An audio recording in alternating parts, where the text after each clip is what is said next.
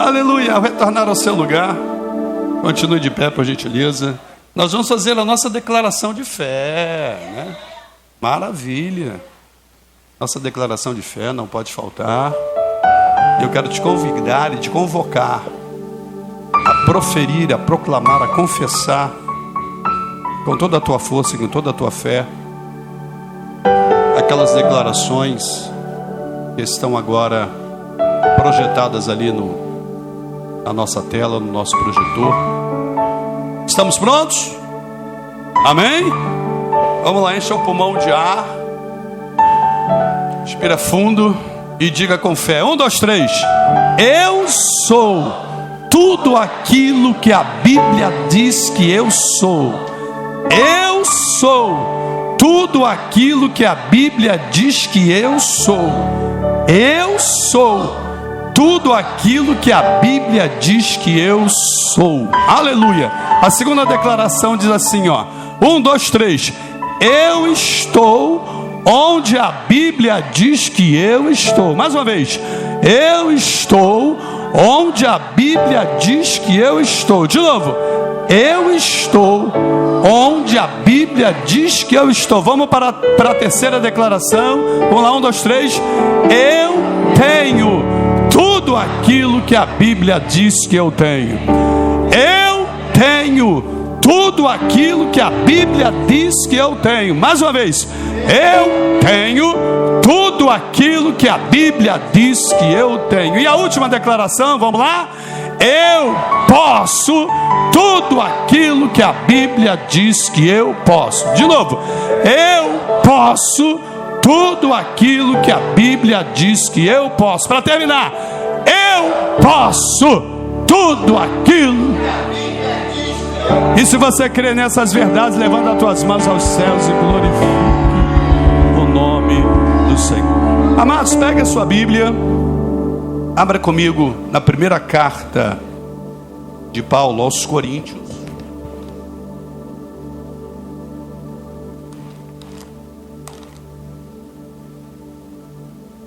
Coríntios, capítulo de número 5.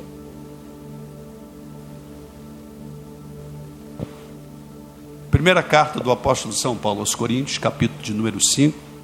E como a gente sempre faz, você que tem Bíblia está ao lado de quem não tem, compartilhe a sua Bíblia com seu irmão, com seu vizinho, para que na medida do possível todos possam estar acompanhando a leitura da palavra de Deus. Amém? Aleluia. Enquanto também vai sendo projetado ali, 1 Coríntios capítulo 5, versículo de número 7. Aleluia.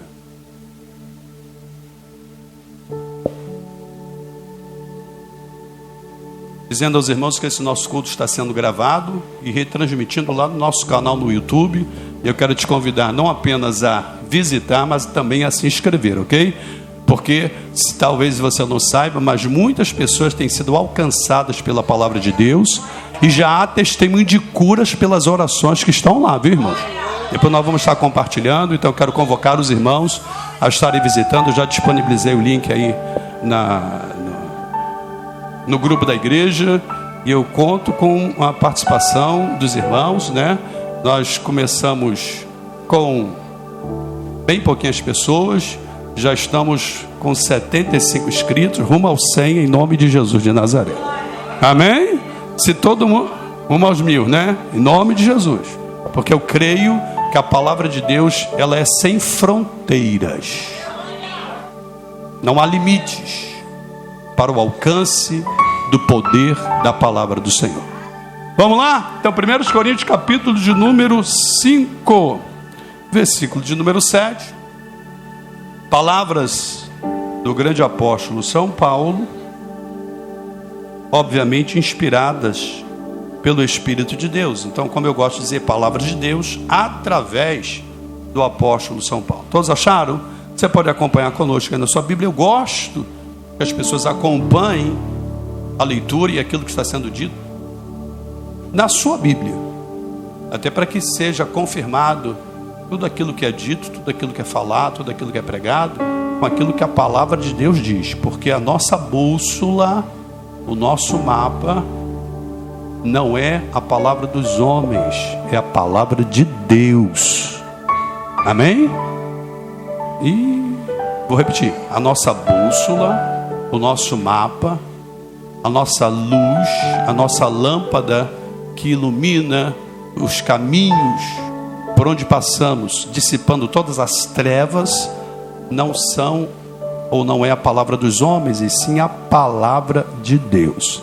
Então, 1 Coríntios capítulo 5, versículo 7 diz assim, ó: lançai fora. Algumas versões dizem assim: limpai-vos, né? Lançai fora o velho fermento, para que sejais nova massa, como sois de fato sem fermento.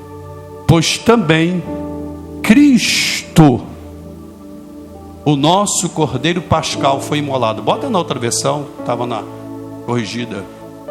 Isso. Diz assim: purificai-vos, pois, do fermento velho, para que sejais uma nova massa, assim como estáis sem fermento. Porque Cristo, a nossa Páscoa, foi sacrificado ou imolado por nós. Amém? Sente dando glória para Jesus Cristo. Como os senhores sabem, não é do desconhecimento de ninguém, hoje no Brasil, em alguns outros lugares, é comemorado a Páscoa, né? E a gente a cada ano tem falado acerca deste tema, de modo que os irmãos já estão cientes, já estão informados, que a Páscoa, do ponto de vista bíblico, não tem nada a ver com a Páscoa comercial, da mesma forma o Natal, que nos é vendido aí pelas mídias.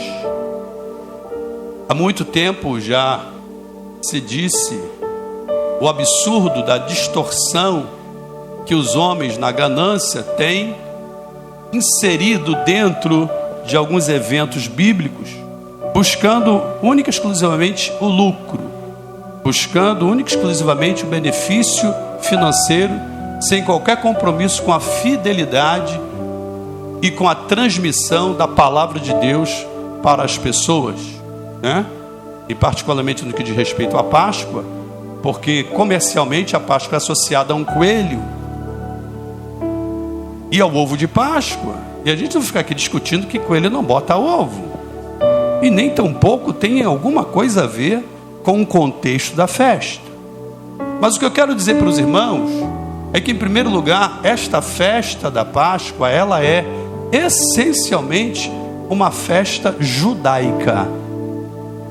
Para quem não sabe, a festa da Páscoa foi uma festa, não é propriamente uma festa, foi uma celebração, um cerimonial, melhor dizendo. Depois é que ela se tornou uma celebração, mas ela foi instituída como um cerimonial determinado por Deus para os judeus que estavam na iminência de serem retirados ou arrancados da terra da escravidão do Egito.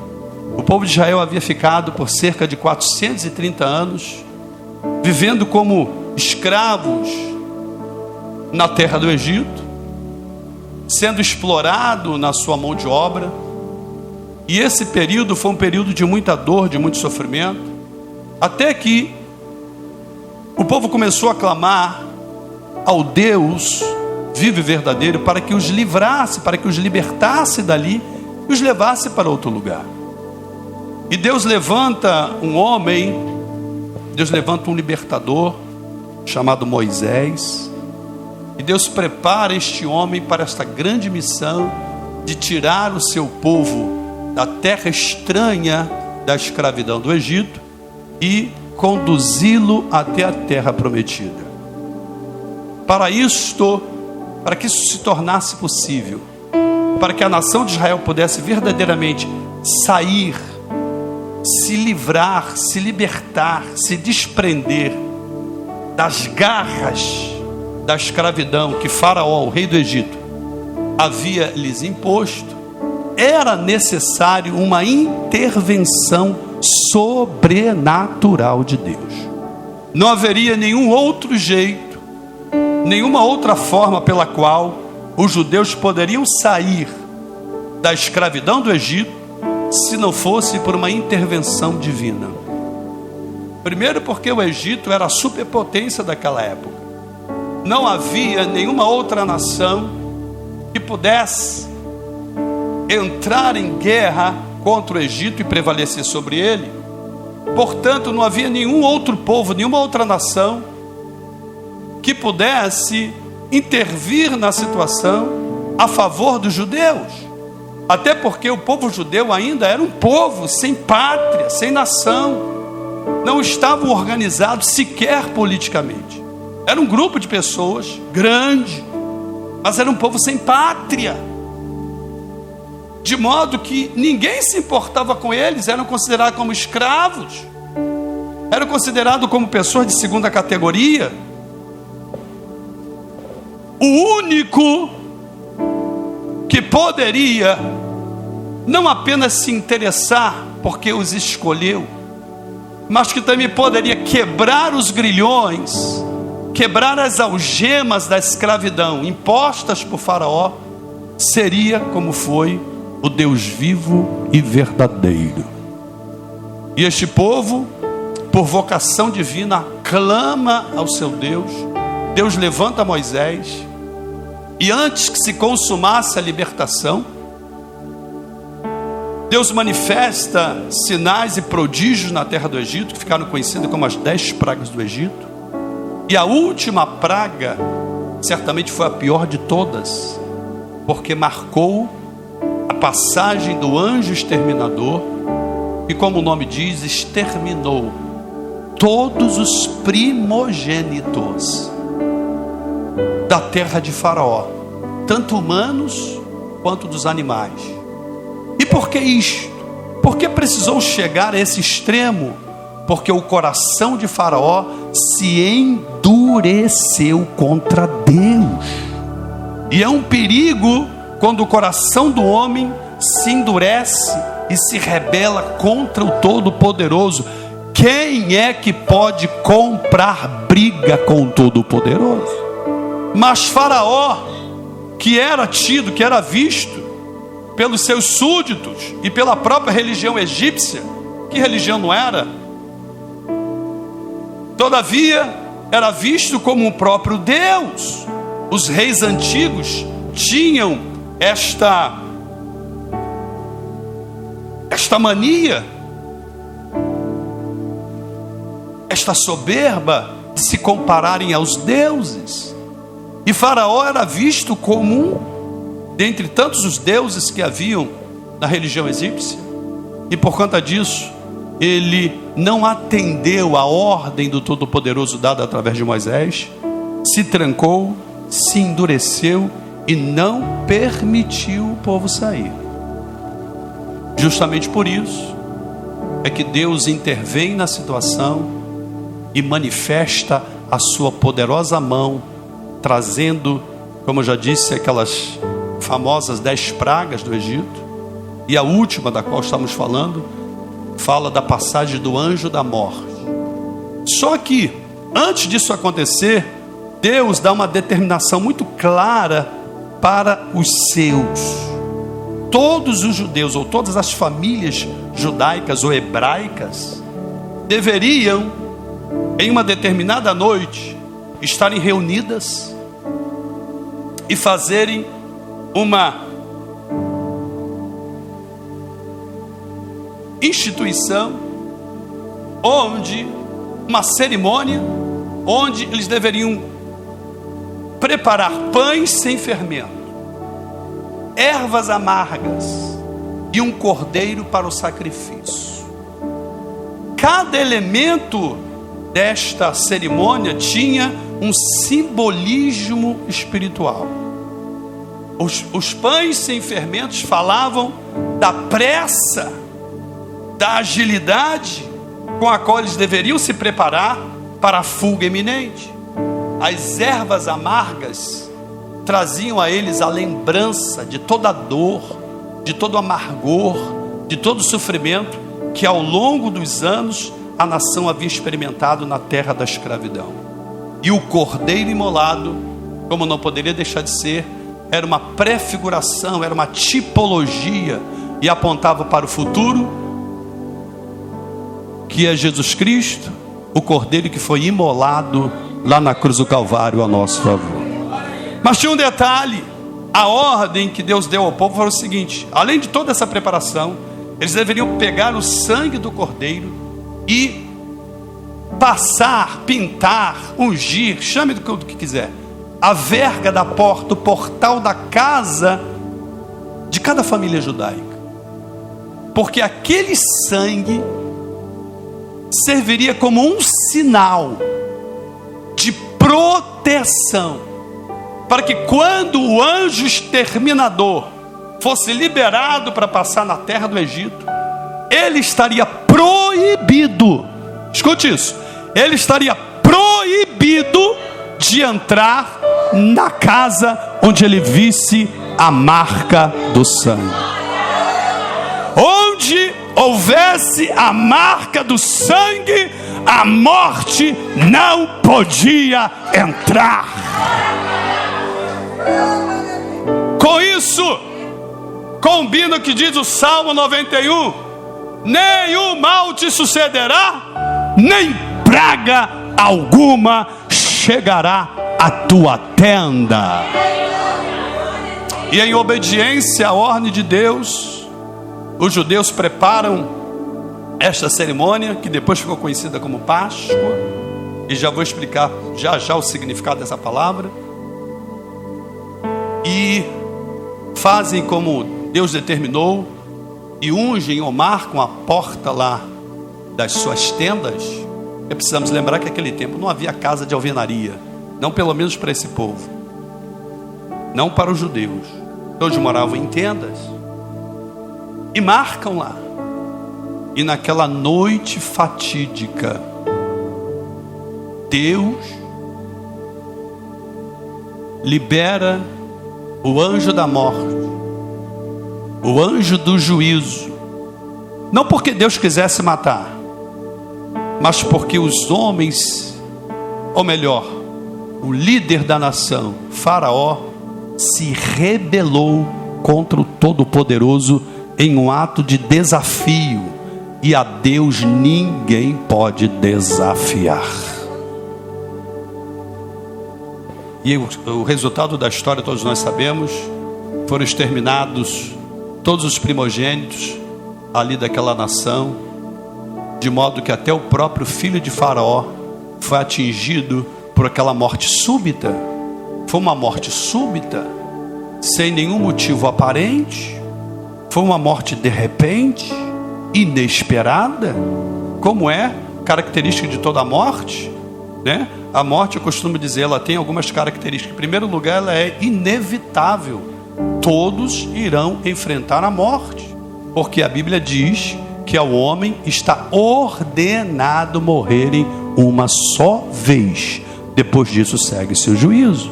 Então a morte tem a característica da sua inevitabilidade, mas a morte tem uma segunda característica também, da sua imprevisibilidade. Ninguém pode prever o dia da sua morte. Ela vem para ricos e pobres, velhos e moços e crianças. Por isso, extraímos daí uma lição: independente da sua condição, independente da tua situação, você precisa estar preparado para te encontrares com o Senhor teu Deus.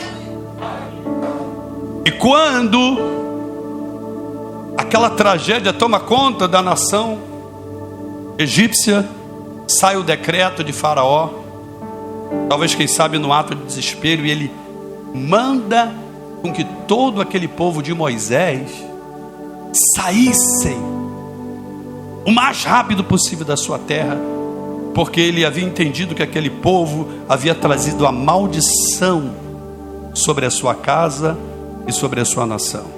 E assim os judeus apressadamente pegam as suas coisas e partem em retirada para aquilo que ficou conhecido como o grande êxodo. A palavra êxodo significa saída. De modo que este acontecimento, que é não apenas bíblico, é histórico, está registrado nos anais da história, tem documentos históricos que falam sobre o êxodo de Israel, ele se tornou tão importante para a nação de Israel que faz parte das 3 grandes festas, entre outras, que a nação judaica passou a celebrar ao longo dos anos. Então, Páscoa, Tabernáculo e Pentecostes são as 3 maiores festas que a nação judaica comemora. E a origem da Páscoa está justamente aí. Ela celebra essa libertação, porque a palavra Páscoa, ela é de origem hebraica, e o hebraico é a palavra pechá, cujo significado é passagem. Então a Páscoa representa a passagem do anjo exterminador na terra do Egito, fazendo com que o povo pudesse ser libertado, mas se estende também para representar a passagem do povo pelo Mar Vermelho, um pouco mais à frente, alguns dias depois, decretando assim, definindo assim a completa libertação de Israel da terra da escravidão do Egito, porque na passagem do Mar Vermelho, ali todos os seus inimigos foram derrotados e o povo judeu atravessou do outro lado com a vitória nas suas mãos. Então essa é a origem desta festa, e perceba, não tem nada a ver com coelho.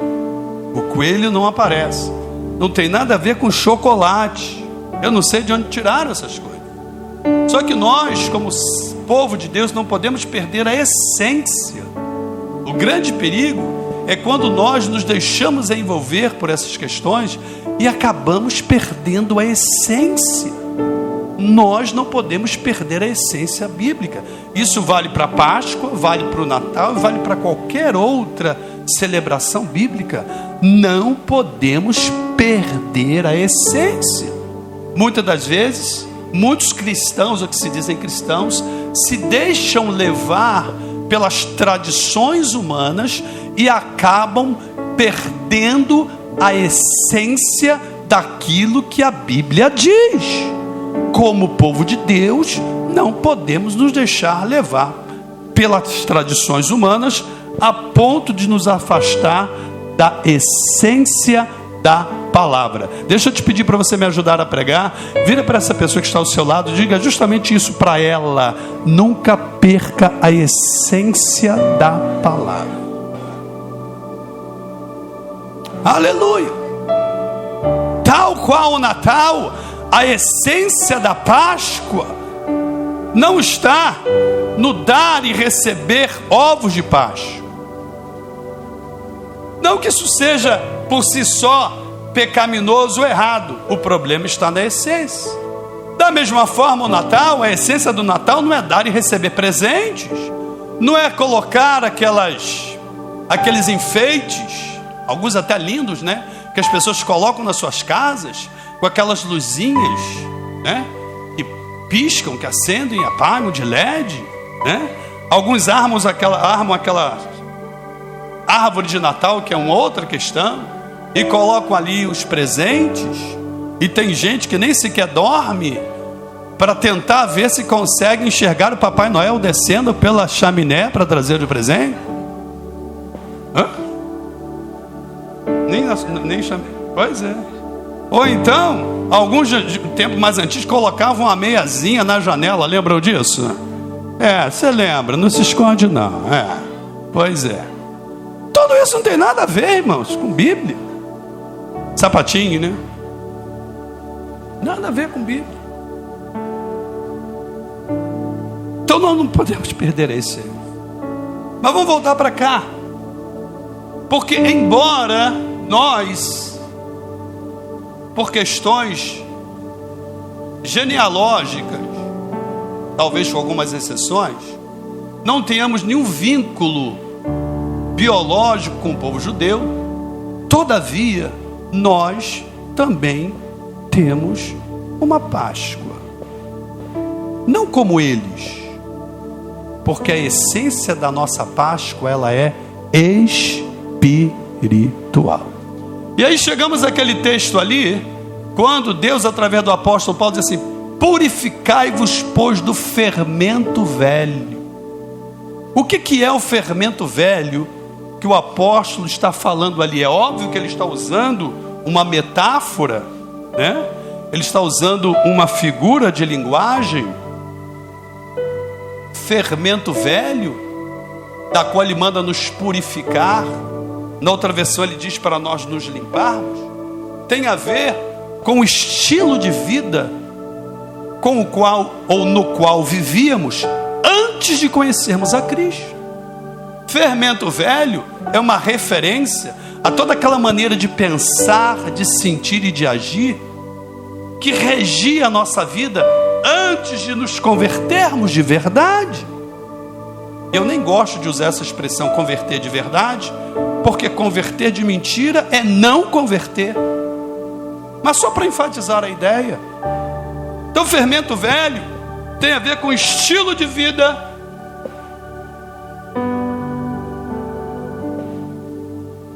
que regia a vida dos irmãos até o momento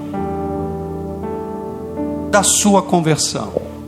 Porque a partir do momento da sua conversão, diz a Bíblia, se alguém está em Cristo, nova criatura é. As coisas velhas já passaram, eis que tudo se fez de novo. Quando nos entregamos para Jesus com a inteireza do nosso ser, acontece uma transformação interior que a Bíblia vai chamar de novo nascimento. A Bíblia vai chamar esse novo nascimento de uma nova criação. É um novo gerar, não do físico, não da carne, mas do espírito, de modo que o nosso homem interior, que é o nosso espírito, ele é recriado em Cristo Jesus, e cumpre-se o texto que nós acabamos de citar. Não precisa botar não, mas está lá em 2 Coríntios 5,17. Aquele que está em Cristo é nova criatura, ou como diz a NVI, é nova criação. Tudo que era velho já ficou no passado, porque a partir de agora tudo passa a ser novo. Porque Deus tem nos chamado para vivermos uma novidade de vida. Agora acompanhe comigo, por isso ele está dizendo: purificai-vos, limpai-vos do fermento velho. Com que objetivo? Para que sejais uma nova massa. Então, ele está usando a figura de linguagem, porque ele está relembrando lá de trás, desta festa, a qual eu descrevi para os irmãos, entre os quais elementos que a compunham, havia o pão, mas era um pão sem fermento. Era um pão sem fermento. E para aqueles que conhecem a Bíblia, o fermento na Bíblia ganhou a conotação de algo ruim, ganhou a conotação de algo negativo. Aliás, em alguns lugares, fermento também é associado com a hipocrisia. Jesus fala disso sobre os fariseus. Jesus chama o fermento dos fariseus de hipocrisia, de falsidade.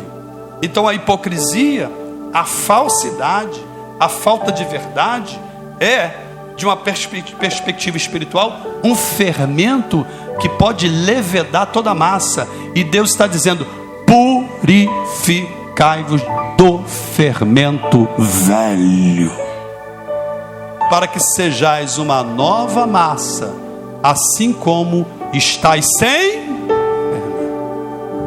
E aí ele chega à parte final do texto, que é que nos interessa, e ele explica o porquê. Porque Cristo, que é a nossa Páscoa, foi sacrificado por nós. Então ele faz um paralelo entre aquilo que os judeus praticaram momentos antes de saírem da escravidão da terra do Egito, com aquilo que nós praticamos. Porque eu dizia, e torno a dizer, que a Páscoa é uma celebração essencialmente judaica, que celebra a libertação do povo judeu da terra da escravidão do Egito. Mas há também uma libertação na vida de todo aquele que vem a Jesus Cristo e que o recebe como seu único e suficiente Salvador. E Paulo está dizendo ali, ou melhor, Deus está dizendo através de Paulo: Cristo, o nosso Cordeiro Pascal, como foi lido na outra versão, ou ali, Cristo, a nossa Páscoa, foi sacrificado por nós. Quantos são gratos a Deus porque o Cordeiro Pascal providenciado pelo Senhor já foi oferecido lá na cruz do Calvário? Aleluia, aleluia. E nessa noite é justamente sobre isso que eu quero dizer. Cristo é a nossa Páscoa. Lembrando que a palavra Páscoa tem a ver com passagem, e essa passagem significa uma mudança, uma transformação. Os egípcios estavam de mudança, eles estavam mudando da terra da escravidão para a terra prometida. Eles estavam mudando da terra do sofrimento para a terra das delícias. Nesta noite, Deus está te convidando para uma mudança. Jesus é a Páscoa da nossa salvação. Se você abrir comigo, eu gostaria que você fizesse isso no Evangelho de São João, capítulo 5. João 5, versículo 24. João 5, versículo 24. É uma palavra forte, linda, importante. Eu gostaria que você acompanhasse comigo.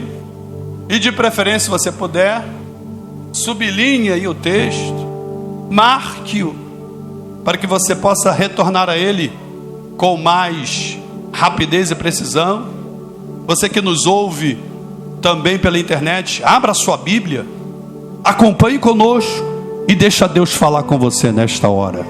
João 5, versículo 24.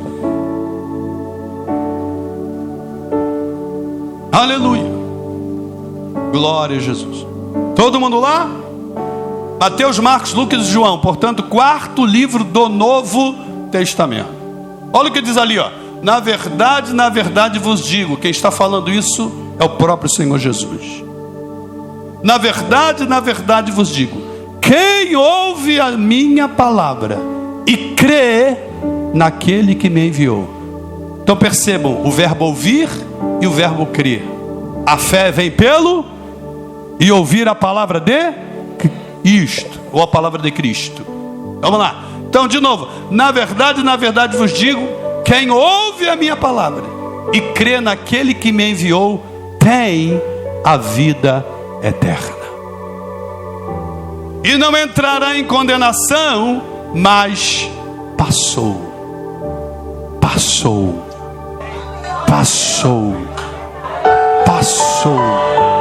Páscoa é passagem. Passou da morte para a vida. Então de novo, ó. Na verdade vos digo: quem ouve a minha palavra e crê naquele que me enviou tem a vida eterna. Então se eu fosse destacar aqui pelo menos 3 verbos importantes desse texto, eu destacaria o verbo ouvir. Acompanha aqui comigo. O verbo crer. Olha que interessante. E o verbo ter. Quem ouve e crê tem. Não, você não entendeu. Para ter é preciso crer. Ah, não, irmão, não. Vamos melhorar esse negócio. Para ter é preciso crer. João 3,16, bota aí rapidamente. João 3,16. Esse aí você sabe de cor e salteado, né? Vamos lá. Porque Deus amou o mundo de tal maneira que deu o seu Filho unigênito, para que todo aquele que nele não, mas tenha a vida eterna. Para quem crer tem. Quem crer tem. Quem crer tem. Quem crer tem. Para ter é preciso crer. Se você quer ter, nesta noite creia que Jesus Cristo é o Salvador. Aleluia. Você pode levantar a tua mão comigo e soltar o teu brado de glória para Jesus. Volta lá, João 5,24. Cristo Jesus é a nossa Páscoa da salvação. Aleluia. João 5:24. 1, 2, 3, vamos lá. 5:24. Versículo anterior. 5:24. Na verdade vos digo, quem ouve a minha palavra e crê naquele que me enviou, tem, não terá, tem. Veja que isso não é uma verdade futura, é uma verdade presente. Diga para o seu irmão que está do seu lado: a bênção de Deus, ou melhor, a verdade de Deus vai se cumprir agora na tua vida. Diga aí para ele ou para ela: é para hoje, é para hoje. Diga aí: é para hoje, é para hoje, é para hoje. Abaixando revácia. O que Deus tem para fazer na tua vida é hoje. Perceba o tempo do verbo. Verbo ter, está no presente. Quem ouve a minha palavra e crê naquele que me enviou, tem a vida eterna e não entrará em condenação, porque passou da morte para a vida. E como a palavra Páscoa significa passagem, nós passamos da morte para a vida quando cremos no Senhor, o nosso Cordeiro Pascal. Então, em primeiro lugar, Cristo é a Páscoa da nossa salvação. Você pode dar um brado de glória para Jesus? Em segundo lugar, Ele é a Páscoa da nossa libertação.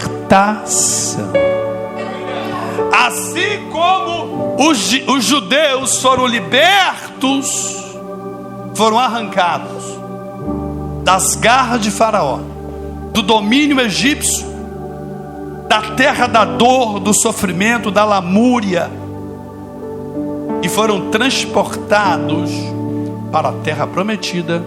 Assim também Deus fez na vida de todo aquele que nele crê.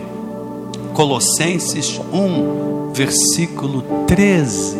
E Ele nos tirou ou nos transportou do império das trevas e nos transportou para o reino do Filho do seu amor. Colossenses 1,13. Colossenses 1,13.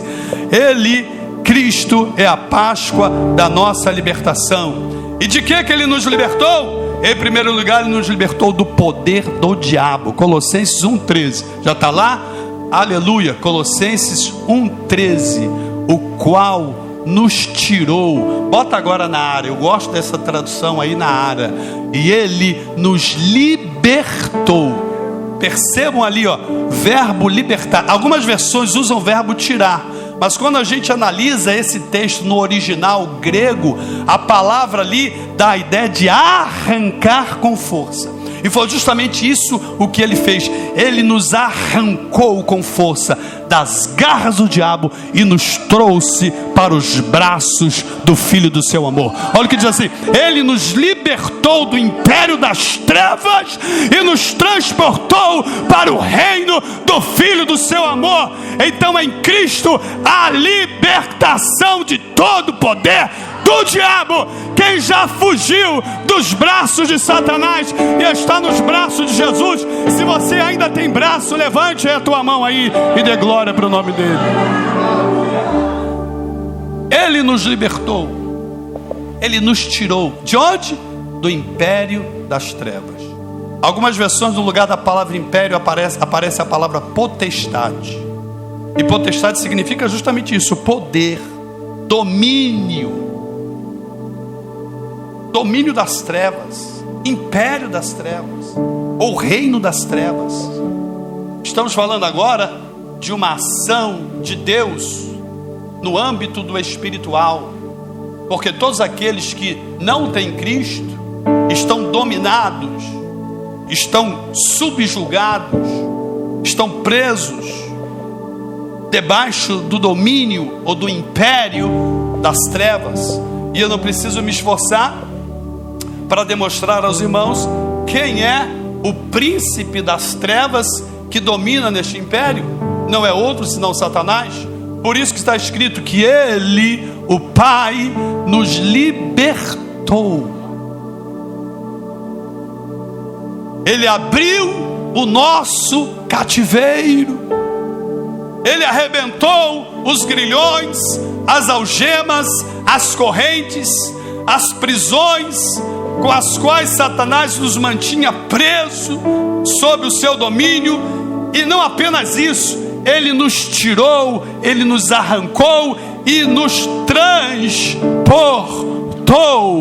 Transportar é levar de um lugar para outro lugar. Assim como Deus arrancou os judeus das garras de Faraó e os transportou da terra da escravidão para a terra prometida, Deus também em Cristo nos arrancou das garras do faraó espiritual, que é Satanás, e nos transportou do império das trevas para o reino do Filho do seu amor. Se você crê nisso e recebe isso para a tua vida, e tem duas mãos para levantar, descruza o braço, tira a mão do bolso, levante a tua mão em sinal de agradecimento e adore o nome dele. Abandacalaxúria. Cristo é a Páscoa da nossa libertação. Mas não para aí. Ele não apenas nos libertou do poder ou do império do diabo, ele também nos libertou do poder do mundo. Do mundo, pastor, não o mundo como nós entendemos, dentro de uma concepção meramente secular, esta bíblica, mas dentro de uma concepção teológica. Porque a palavra mundo, teologicamente falando, significa todo esquema ou todo sistema, e que envolve toda ideologia, toda filosofia, todas as tradições, todas as culturas humanas que vão reger a vida das pessoas, todos os costumes que não têm a sua origem, não têm a sua fonte em Deus. Nós fomos libertos disso. Por isso que Deus, através de Paulo, Romanos 12:2, diz lá: e não vos amoldeis e não vos conformeis a este mundo, mas transformados pela renovação da vossa mente, para que experimenteis qual seja a boa, perfeita e agradável vontade de Deus. Mas dizendo aqui, Cristo é a nossa Páscoa da libertação, porque Ele também nos libertou do poder do mundo. Primeira epístola de João, capítulo 5, versículo 4. Primeira epístola de João, agora não mais evangelho, e sim uma das cartas do apóstolo João. É o mesmo escritor, porém outro livro, já lá no finalzinho da Bíblia, momentos antes de Apocalipse. Primeira carta de João, capítulo 5, versículo 4. Olha o que diz o texto aí.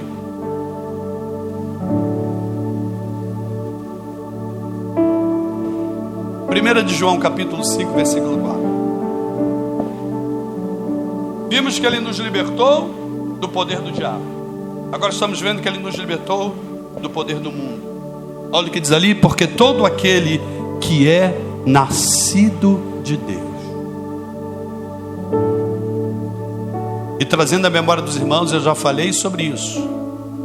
Esse nascimento de Deus é um nascimento não no físico, mas no espiritual. E acontece no ato da conversão, ou no ato do novo nascimento, quando o nosso espírito humano, o nosso homem interior, quem somos de verdade, que é o nosso espírito, passa por esse processo de transformação, passa por essa metanoia, que é uma palavra irmã de metamorfose, que tem a ver com transformação, mudança. Isso acontece na vida daquele que tem um encontro real com Jesus Cristo, se rende a Ele, recebendo como Senhor e Salvador de sua vida. Então Ele está dizendo agora: porque todo aquele que é nascido de Deus vence o mundo. Por que vencer o mundo? Porque além do diabo, que é o nosso inimigo, existe um mundo ou um sistema que também é nosso inimigo. E Ele completa dizendo assim: e esta é a vitória que vence o mundo. 2 pontos: a nossa fé. Cristo é a Páscoa da nossa libertação. Em primeiro lugar, Ele nos libertou do poder do diabo. Posso ouvir um amém? Amém. Em segundo lugar, Ele nos libertou do poder do mundo. Tem outro amém aí? Agora é para dar glória com força. Ele também nos libertou do poder do pecado. Romanos capítulo de número 6. Romanos capítulo de número 6. Oh, que carta linda esta carta aos Romanos. Que carta tremenda. Romanos capítulo de número 6, versículo 11. Aleluia. Romanos 6. Nós vamos ler do 11 ao 14. Glória a Jesus. Bendito é o nome do Senhor. Tem gente viva aí? Quem está vivo dá um glória para Jesus. Aleluia. Pega na mão dessa pessoa assim, diga para ela discretamente: Deus está falando com você hoje. Abra o teu coração.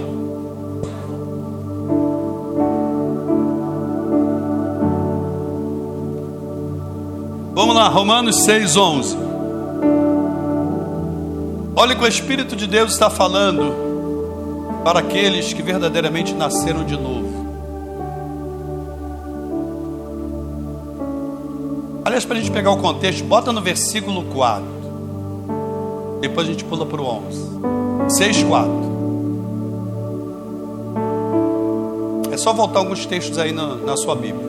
Olha o que diz ali: pois fomos sepultados com Ele na morte pelo batismo, para que, assim como Cristo foi ressuscitado dentre os mortos, pela glória do Pai, assim também andemos nós em novidade de vida. Deixa eu te dizer uma coisa: Jesus morreu na cruz do Calvário para te dar uma nova vida.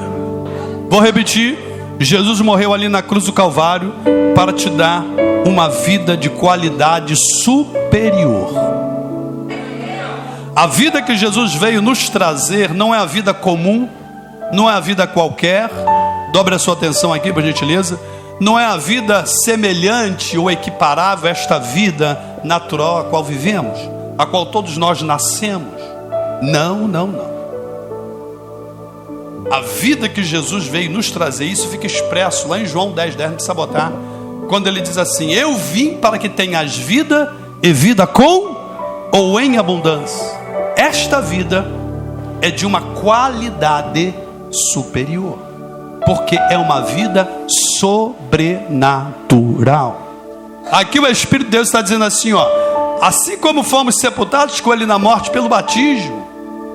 Então o batismo tem esse simbolismo de morte com Cristo, sepultamento com Cristo, e de renascimento para uma nova vida. Atenção, senhores que estão se preparando ou querem se preparar para o batismo. O batismo é de extrema importância para a tua caminhada espiritual. Se alguém ainda não se animou, tendo condição de se batizar, está na hora. Jesus te convida para seres mais um seguidor dele. Então vamos lá.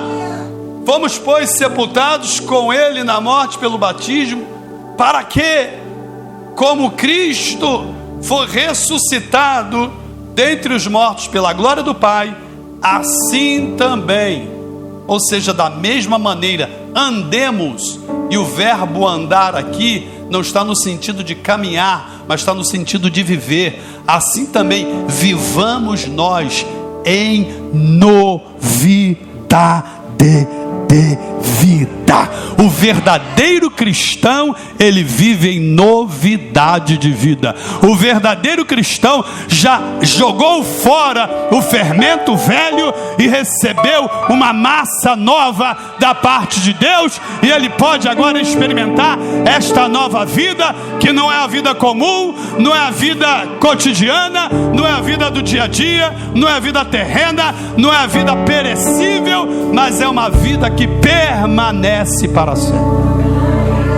Novidade de vida fala de uma vida de qualidade superior, porque é uma vida sobrenatural. Pula para o 11 agora. Vamos lá, chegamos no 11. E aí ele continua dizendo: assim também vós. Esse vós aqui Esse pronome é uma referência àqueles que foram chamados para viver em novidade de vida. Portanto, é uma referência a todos aqueles que verdadeiramente tiveram um encontro com Jesus Cristo e o aceitaram como seu Salvador. É para você que Deus está falando. Aliás, discretamente, sem ninguém perceber, toque na mão dessa pessoa que está ao seu lado e fale ao pé do ouvido assim, só para ele ou ela ouvir: é contigo que Deus está falando. Não, irmãos, é só para a pessoa ouvir. Eu estou ouvindo daqui. Vamos lá. Assim também vós considerai-vos mortos para o pecado.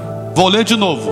Assim também vós quem? Que já nasceste de novo, considerai-vos mortos para o pecado. Vou ler outra vez. Assim também vós quem?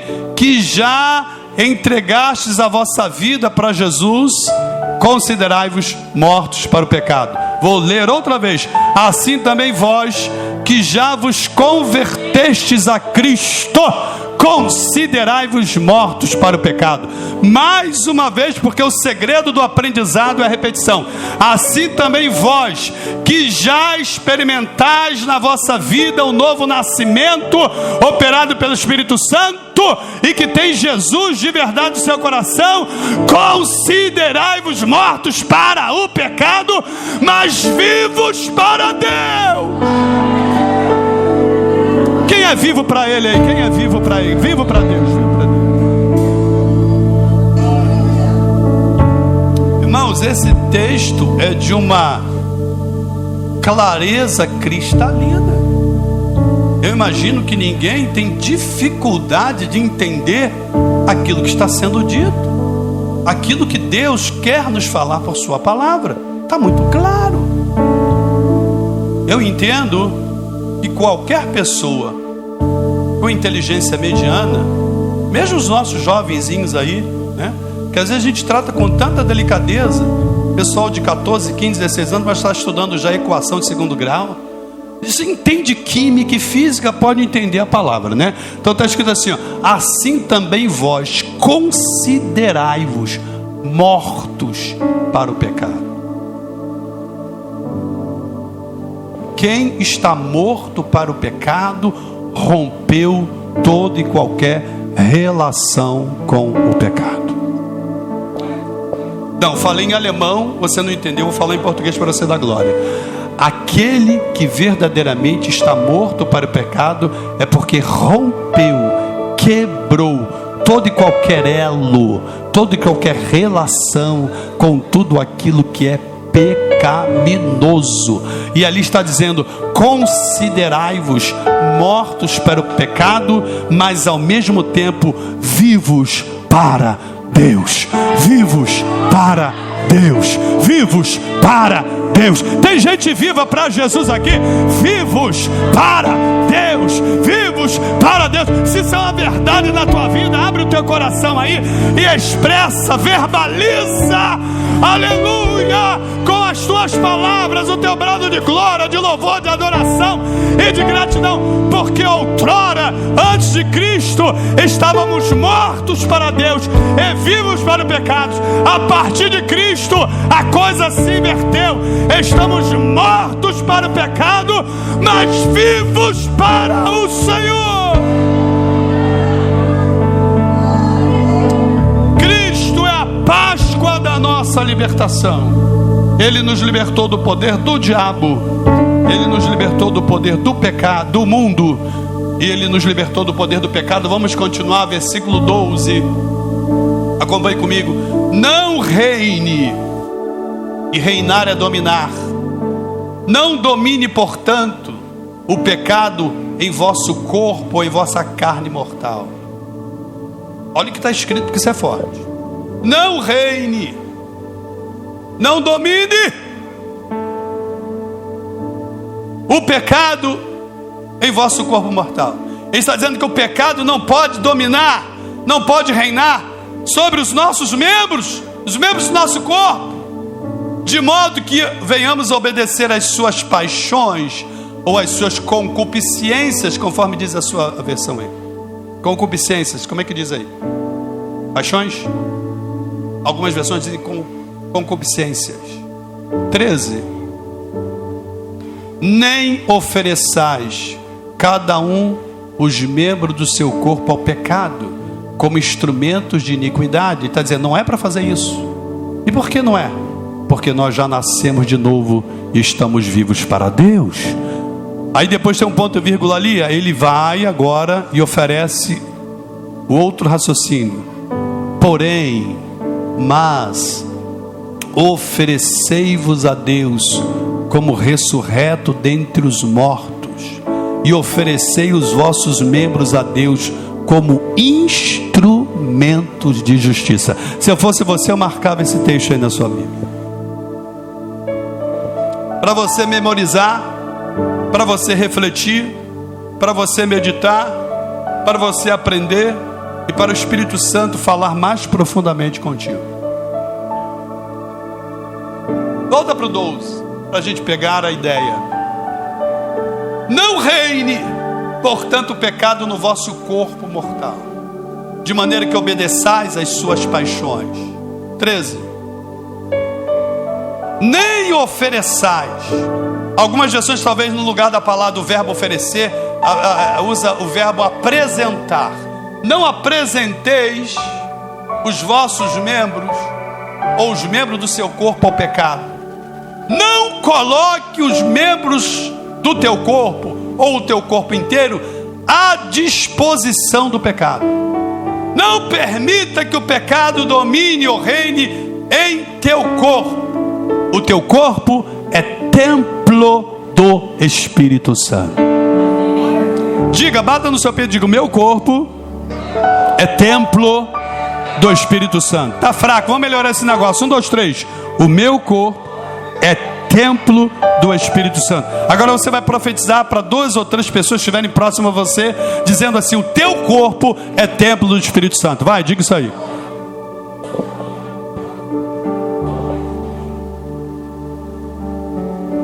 Não ofereçais cada um os vossos membros, ou os membros do seu corpo ao pecado, como instrumento de iniquidade. Antes, pelo contrário, oferecei-vos a Deus como ressurreto dentre os mortos, e oferecei os vossos membros a Deus como instrumento de justiça. Aqui caberia uma pergunta: a quem você está oferecendo o teu corpo?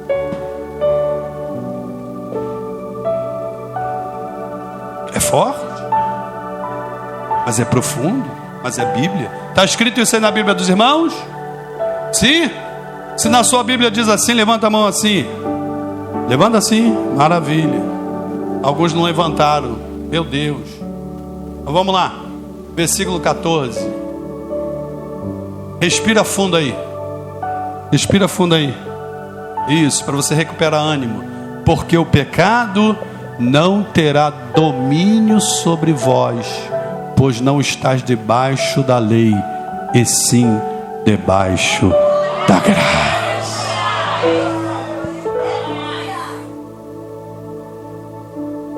E só aqui já daria uma outra pregação, mas vamos ficar por aqui.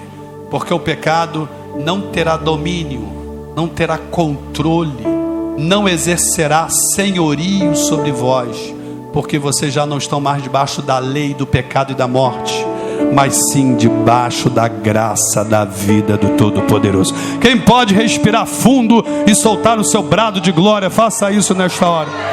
Então Cristo Jesus é a Páscoa da nossa salvação. Em segundo lugar, Ele é a Páscoa da nossa libertação. Em terceiro lugar, Ele é a Páscoa da nossa proteção.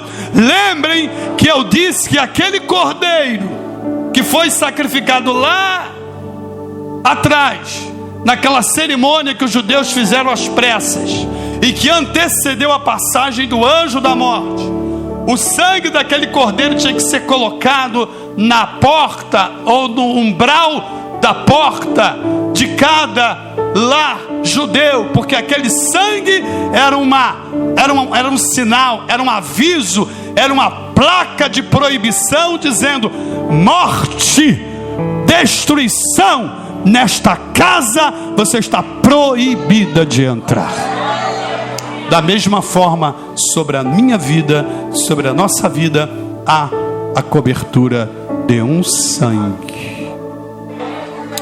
Não mais de cordeiros humanos, não mais de bezerros humanos, mas do Cordeiro de Deus que tira o pecado do mundo. Este sangue que está sobre a vida de todo aquele que nele crê e na vida de todo aquele que tem se comprometido com ele, é uma marca de proteção da parte de Deus. Pega na mão dessa pessoa, só quem não tem alergia de gente, tá? Pega na mão dessa pessoa e diga para ele, para ela: se coloque debaixo da proteção do Altíssimo. Ele, Cristo, é a Páscoa da nossa proteção. E para ilustrar isso, nós podemos abrir Colossenses, capítulo de número 3, versículo de número 3. Eu quero ler esse texto de pé porque eu quero orar pelos irmãos. Colossenses 3:3.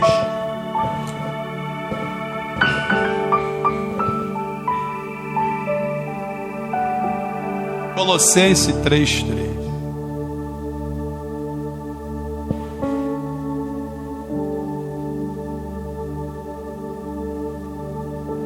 Olha o que está escrito ali: porque morrestes, porque morrestes, porque morrestes. Pastor, o senhor acabou de dizer que a gente vive, mas eu também disse que a gente morreu. Vivemos para Deus, mas para o diabo, para o mundo, para as coisas do mundo e para o pecado, estamos mortos. Se isso ainda não é verdade na sua vida, permita que essa verdade se torne real, uma realidade prática na tua vida, com a licença da redundância, porque ela é proposital para enfatizar a ideia. Permita que a verdade se torne real para você. Porque morrestes e a vossa vida está oculta. Talvez alguma versão, no lugar da palavra oculta, use a palavra escondida. E a vossa vida está oculta juntamente com Cristo em Deus. O que ele está dizendo é o seguinte: todos aqueles que já morreram para o mundo, para o pecado e para o diabo, e consequentemente se tornaram vivos para Deus, a sua vida, a vida desses, está escondida juntamente com Jesus Cristo no Pai eterno todo-poderoso. Por isso eu disse que Cristo é a Páscoa da nossa proteção. Eu quero orar pelos irmãos, aqueles que quiserem. Sai do seu lugar, vem aqui à frente.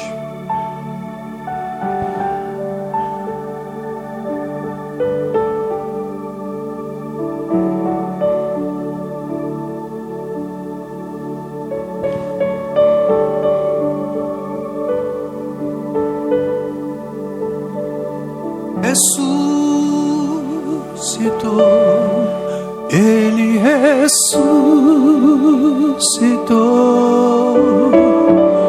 Jesus venceu a morte, ressuscitou.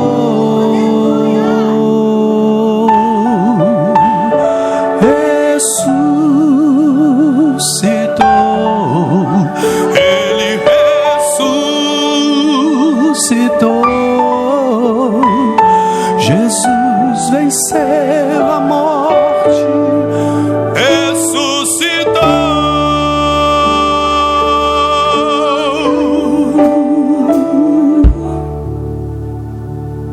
Pai Santo, Pai bendito, aí estão essas vidas diante de Ti, vidas que Tu conheces, vidas que Te pertencem, vida às quais Tu destes a Tua própria vida. E agora pela fé eu os coloco em tuas santas mãos. Venha ao encontro das necessidades de cada um. Só tu sabes o que cada um precisa, Pai. Toma, portanto, teus filhos em tuas mãos. Joga por terra as barreiras, os obstáculos. Eu cancelo no mundo espiritual toda agenda, todo projeto de Satanás contra estas vidas e suas famílias, em nome de Jesus. E que eles recebam a revelação da tua palavra, a revelação do Cordeiro Pascal, providenciado por Deus a nosso favor. Fortaleça cada um, firme a cada um. Tu sabes que nós estamos empenhados nessa campanha no mês de abril, nessa série de jejum, sobre o seguinte tema: firmeza espiritual. Eu te peço, dê firmeza espiritual. Alabantiorevácia cada um. Camantio capromanto racia. Dê firmeza espiritual a este homem, a esta mulher. Firmeza na fé, firmeza na graça, firmeza em ti, firmeza inabalável na tua palavra, firmeza inabalável no teu amor, no teu poder e na tua fidelidade. Toma, portanto, meu Senhor da glória, elevante o camanto revasse. Toma, portanto, cada um, do menor ao maior, da criança ao adulto. Ó Pai Santo, abençoa-os, que as tuas mãos se estendam sobre todos, até mesmo aqueles que não se moveram do seu banco. Alcança-os agora também, que todos sejam tocados, tocados, tocados, tocados, tocados. Receba o toque de Deus sobre a tua vida, meu irmão. Receba o toque de Deus sobre a tua vida, minha irmã. Receba o toque de Deus sobre o teu lar, sobre a tua casa, sobre a tua família. Oh, que o toque do Todo-Poderoso desça sobre a tua vida agora. Que todo mal, que todo cerco maligno, que todo projeto das trevas, que toda obra maligna, que toda seta de enfermidade, de dor, de doença, saia agora mesmo em nome de Jesus. E que venha a bênção do Todo-Poderoso. Venha a bênção do Todo-Poderoso, em nome de Jesus. Em nome de Jesus Cristo, em nome de Jesus Cristo, que a bênção do Eterno chegue para você, para o teu lar, para a tua casa e para a tua família, e que seja uma bênção abundante e permanente, em nome de Jesus Cristo. Você crê, você pode glorificar o nome dele. Você que me ouve nesta hora por esse canal do YouTube, receba a bênção do Senhor sobre a tua vida nesta hora, em nome de Jesus. Eu profetizo sobre a tua vida, sobre o teu lar, sobre a tua casa, sobre a tua família, a destruição de todo projeto do diabo, a destruição de toda obra das trevas, a destruição de toda agenda, de todo plano maligno contra ti, contra os teus, no nome poderoso de Jesus de Nazaré. Porque para essa unção não há limite, não há barreira, não há fronteira. Onde quer que você esteja, seja tocado agora, seja tocado agora, seja curado agora, seja curado agora, seja liberto agora, seja renovado na tua fé agora. Ela barabaixando. Se você crê, levanta as mãos para glorificar. Solta a tua voz e glorifica. No nome de Jesus. Volta para o seu lugar adorando o nome do Todo-Poderoso. Ressuscitou, Ele ressuscitou. Cante comigo. Jesus venceu a morte, Ressuscitou.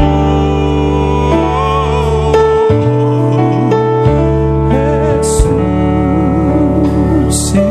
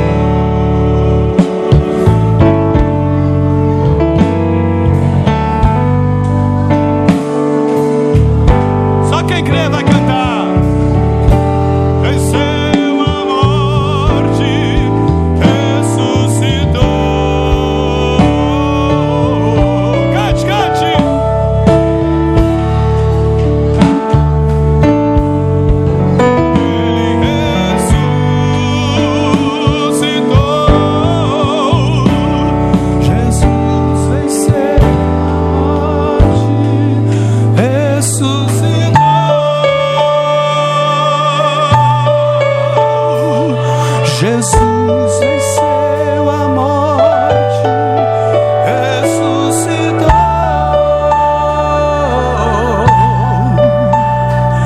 Jesus venceu a morte, ressuscitou. Você crê que ele ressuscitou? Que Deus vos abençoe. Deixe aí nos comentários se você recebeu um toque de cura, um toque de libertação, um toque de renovo de Deus para a tua fé. Deixe aí os seus comentários para a glória do nome de Jesus e para aumentar a fé de outras pessoas que também estarão acompanhando este vídeo, estarão acompanhando esta oração e estarão também recebendo o toque sobrenatural do Altíssimo. Compartilhe este vídeo com seus amigos nas suas redes sociais.